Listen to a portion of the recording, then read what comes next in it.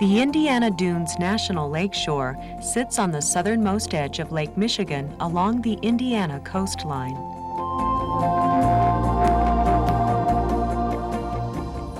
Nestled in the middle of one of the greatest industrial regions in the world, the dunes are an oasis that stretches almost 30 miles along Lake Michigan's shoreline and across 15,000 acres of forests, wetlands, and prairies.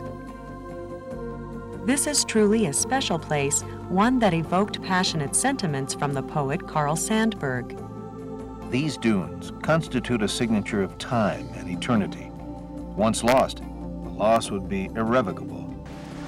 About 16,000 years ago, the ice margin of the Lake Michigan Glacier began its northward retreat from northwest Indiana. This was the last of many pulses that carved Lake Michigan.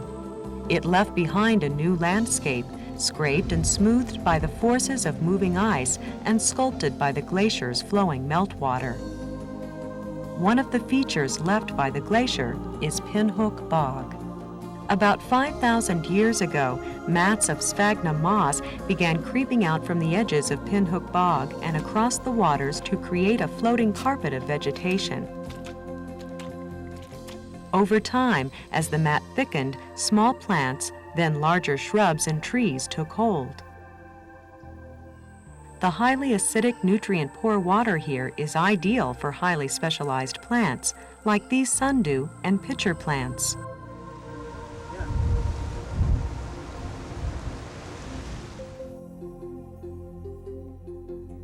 The present shore of Lake Michigan continues to shift and reconform as the winds blow, as lake levels fluctuate, and as waves wash up on the beaches. There are 3 dune and beach ridge complexes that arc across northwestern Indiana. All 3 of those dune and beach complexes occur in the Indiana Dunes National Lakeshore. Each one of them is lower in elevation than the most landward one, getting lower and lower toward the lake. The dune and beach ridge complex that's near the lake is the most spectacular, with very large dunes that cap the top of it. Each of these dune and beach ridge complexes was formed by a fluctuation in lake level.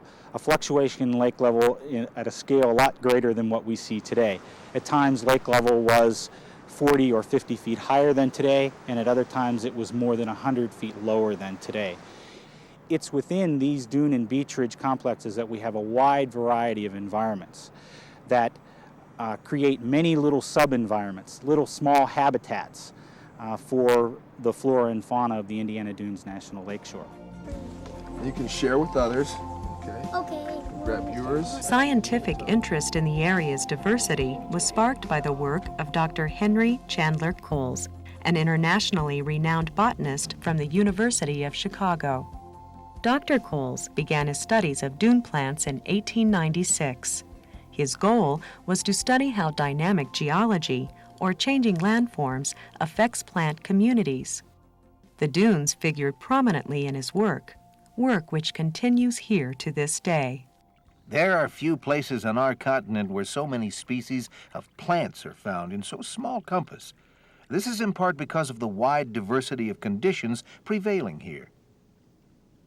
The National Lakeshore has one plant species that's listed as federally threatened within its boundaries, and it's this plant Circean pitcheri, or pitcher's thistle, right next to me.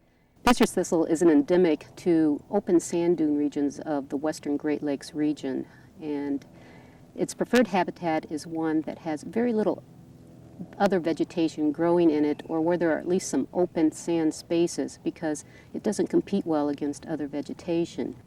Why we want to manage 4 rare and endangered species is, to quote Aldo Leopold, "The first rule of intelligent tinkering is to make sure you save all the parts." I think as an analogy to help us understand rare and endangered species management, I'll make a comparison to an automobile. If we remove a single part from an automobile, depending on what that part is, chances are we'll still be able to get that automobile to run. However, it's probably going to run less efficiently than it did when all the parts were present. However, if we remove the wrong part or several parts, chances are the car will cease to function, and that's essentially what happens with natural systems also.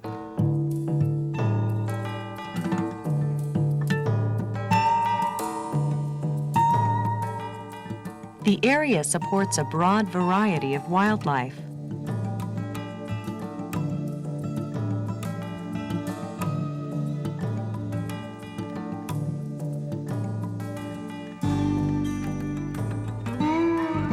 The Karner blue butterfly on the federal endangered species list makes its home here.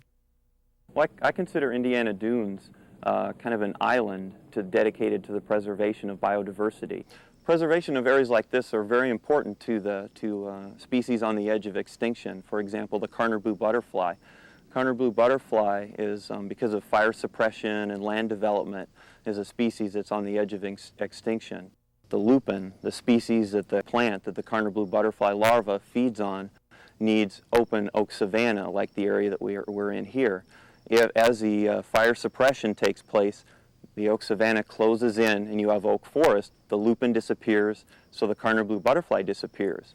Plants have spent thousands of years adapting to fire, and if all of a sudden fire disappears, those plants have lost a major component of what they need to survive. One of the reasons, the main reason that the Karner blue butterfly had so much pressure put on it to the point where the Fish and Wildlife Service has listed it as an endangered species, meaning it's on the edge of disappearing.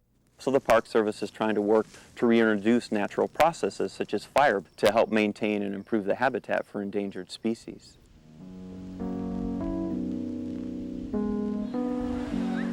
There is so much to see and do for anyone who decides to enjoy all the dunes have to offer.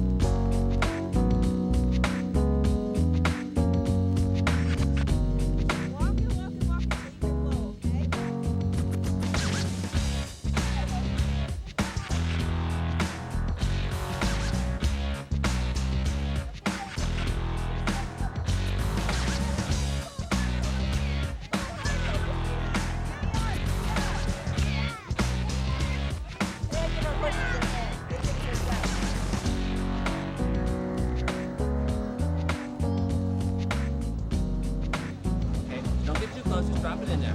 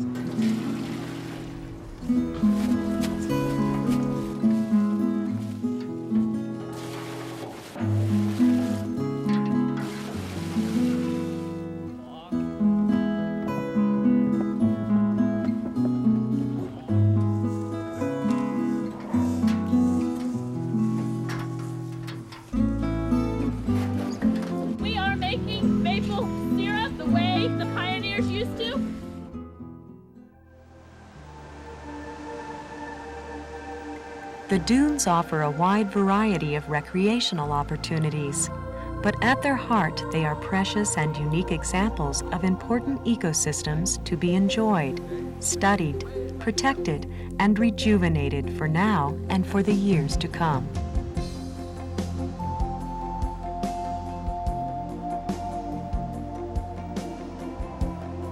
Enjoy the dunes, this legacy of the glaciers of so long ago, and use them wisely and safely. They are your legacy to future generations.